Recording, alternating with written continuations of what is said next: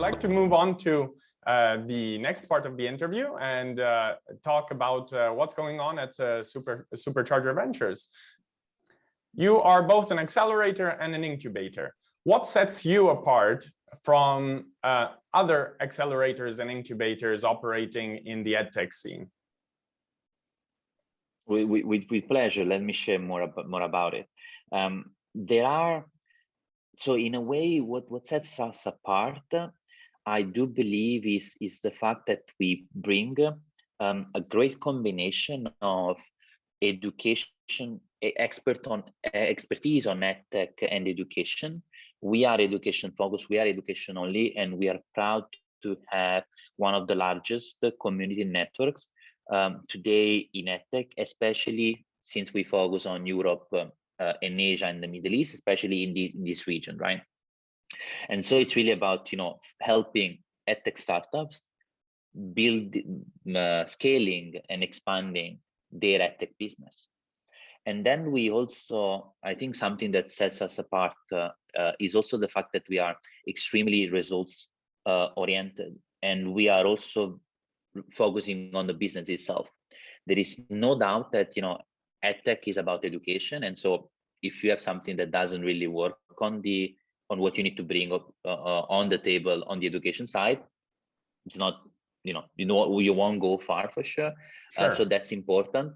But also important is startups need to grow, startups need to make money, businesses need to be successful. And so, especially given our expertise and background as the leading fintech accelerator in Asia, where we accelerated companies that went to become unicorns, we bring this expertise, we bring this help on helping early stage businesses go to the next level and really become great businesses who can raise a lot of money, who can scale fast, who can improve their operations, and so really helping them achieve their business goals as well. So I guess the combination of these two aspects is really what sets us apart. I would love to understand the structure of the accelerator a little better. Can you give us an overview of the program? With pleasure. So on the accelerator side, we're talking about a 12-week program that focuses around three main themes in a way. The first one is fundraising. So most of our startups naturally, surprise, surprise, are looking to raise money. And so we really spend a lot of time in helping them with structuring their pitch deck, get in touch with investors. We have the pleasure to work with basically almost all of the leading EdTech funds in the world and many other technology funds that are interested in education. And so we really help startups get in front of these investors.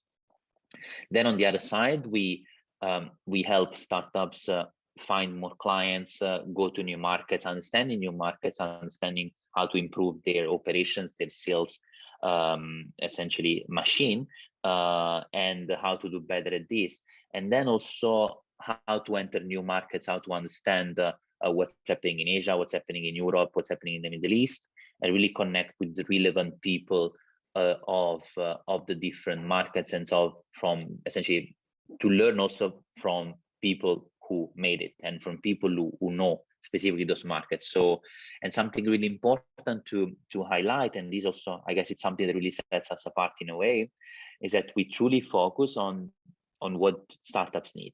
So yes, we do have a structure of the program that I can also share in a second, but most importantly, we spend a lot of time in targeting startups. We have, in the last year, we received more than 1,000 startups, applications from startups, and we sat down with hundreds of them that then went through our program. Now we have about 70 startups in our portfolio, and we really sat down to understand, but what is that you need, right?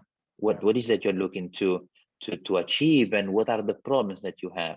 And so we like to say that and this is what we do, we only take companies that we can actually help. And we put them, as I was saying, through a structured journey that on one side is structured and on the other side is very tailored.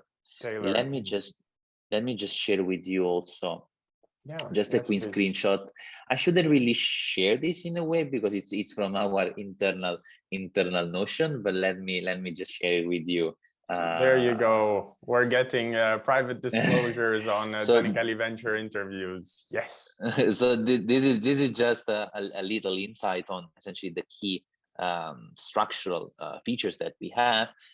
We have a few parts, and this goes in a way in parallel to what I was sharing before and the different teams that we have. But what do I mean by something that is really bespoke? As you can see, there are basically core parts that are workshops that are applicable to everyone, and this is really basically once every couple of weeks, where we really bring people from EdTech unicorns, leading universities, leading schools, head of sales, and more, really to help everyone understand basically how great people created great success stories. We have a mentor event. Naturally, we are, and let me actually say that I'm really thankful and grateful to all the great mentors that help our startups. Naturally, we have a great network from all around the world, really, that really helped us a lot. Then we have sections, we have activities that are called deep dive.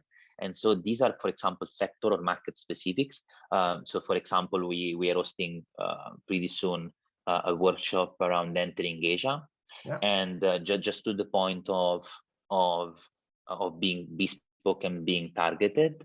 If you are a startup that you're not interested in entering Asia because whatever, you cannot join this section. So we don't want to put you in front of people that you have no interest in talking to. Yes. We definitely push our startups to be as curious and as open as possible, but we don't, you guys have to work, you guys have to build a business. We don't want to keep you in a sort of classroom setting for many hours. And then we have investor sessions where we bring leading investors in a sort of closed door setting where we have basically our startups pitching to these investors. Quite a few deals happen there, thankfully. But then also for the startups that don't end up receiving money from specific investors, we're really thankful also to these investors who can share basically valuable feedback and really give them an open feedback about what they need to improve if they want to be considered for an investment. Sure. Very often, as you know, VCs are very busy, so they don't always have the time to give you very candid and direct feedback, as we all busy, so we totally understand. So that's what we try to do as well. And thank you, of course, also to Zanichelli for being a great supporter of this. Yeah, and of course we have. Yeah, Enrico has joined quite a few sessions, as I know. So let's make this tangible.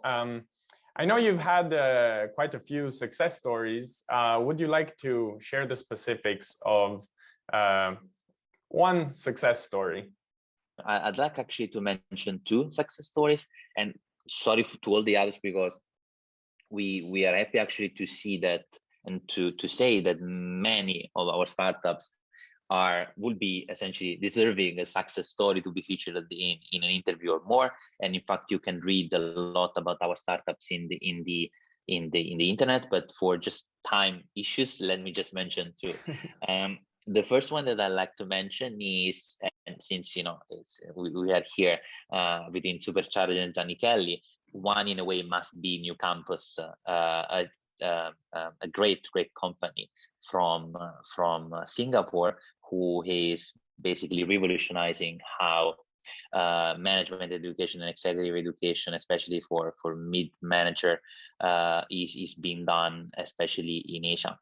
And what I loved about NewCampus, I love the team. There is no surprise. We all love the team, and there is no doubt that about the capabilities of Will, Fei, and all the team. But in our rubric, there is an interview. The way we helped them.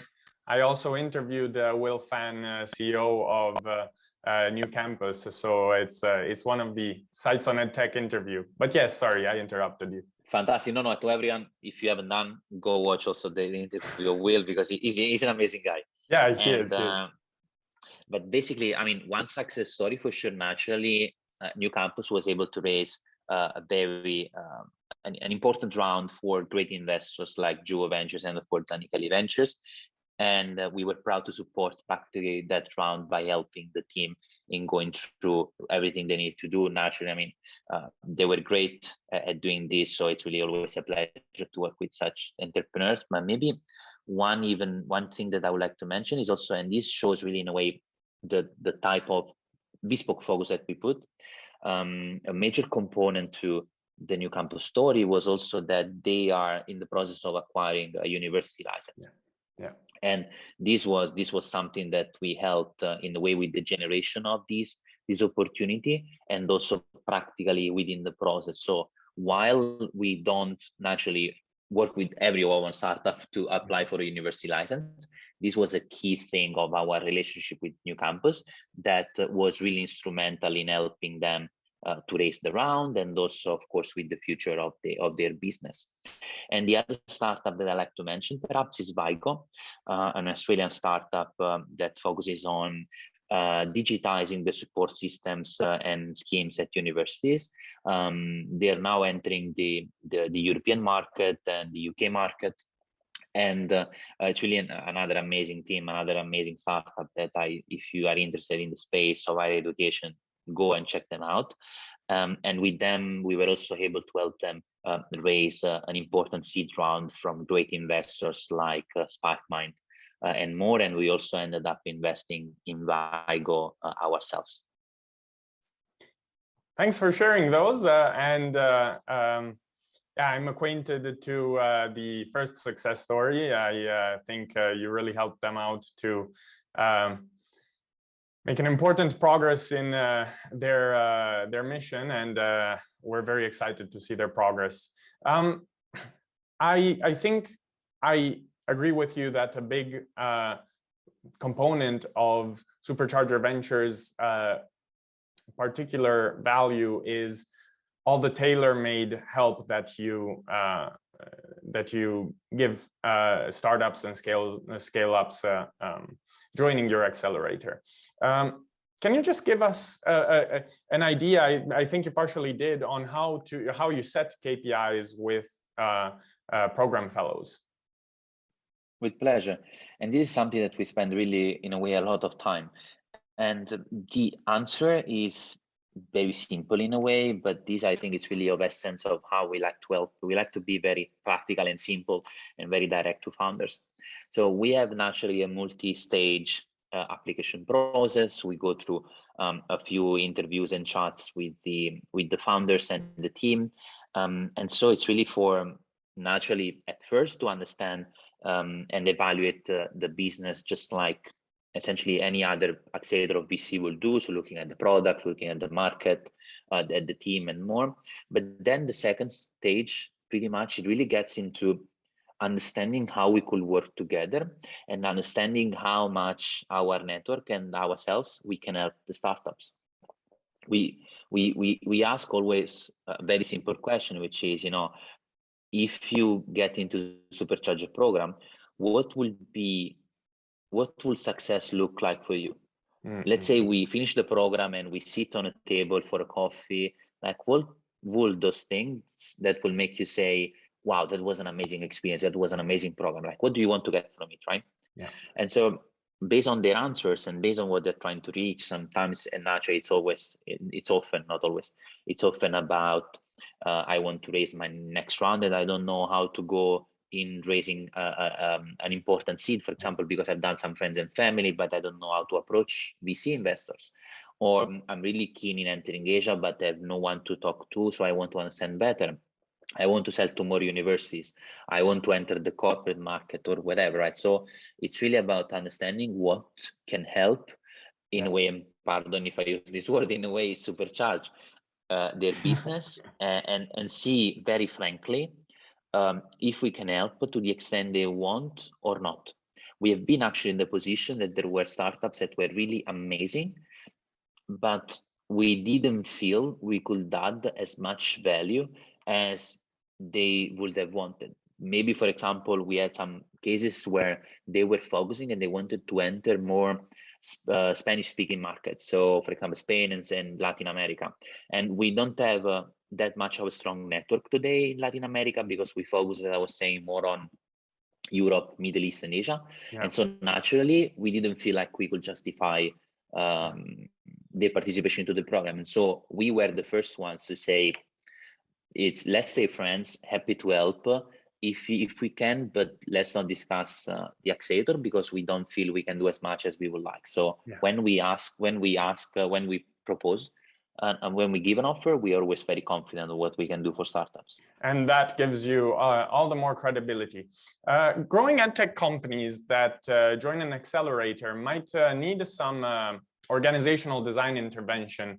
How do you think they can, especially if they're at later stages of funding, Series A? I think you work up to Series A, is that correct?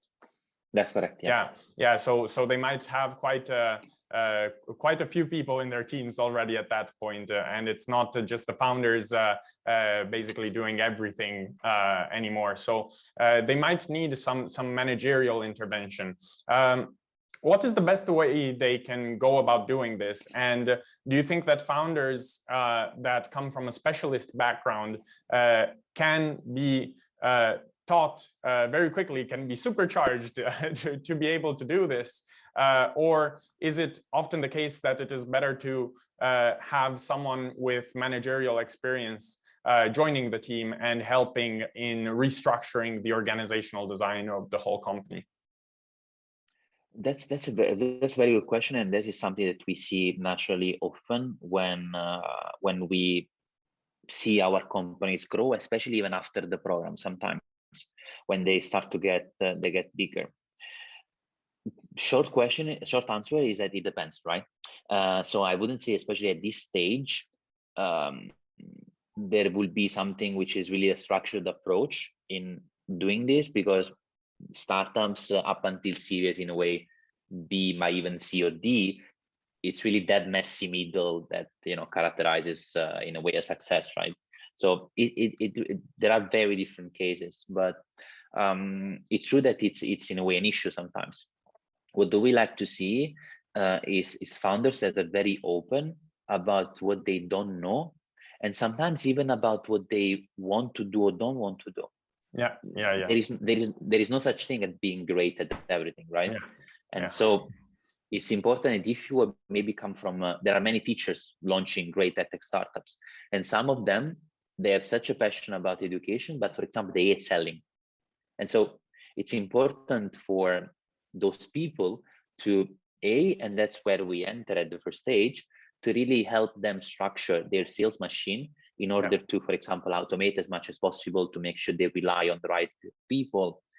But sometimes, sometimes founders, they find themselves in the position to wanting to lead this, and that's completely fine. But sometimes they might be in the position to say, I don't want to lead this. And so sometimes it might be better to hire, for example, a VP of sales, or potentially even a CEO, potentially, right? And there is nothing wrong about this. It's important really to in a way being very open about what you know, and what you don't know.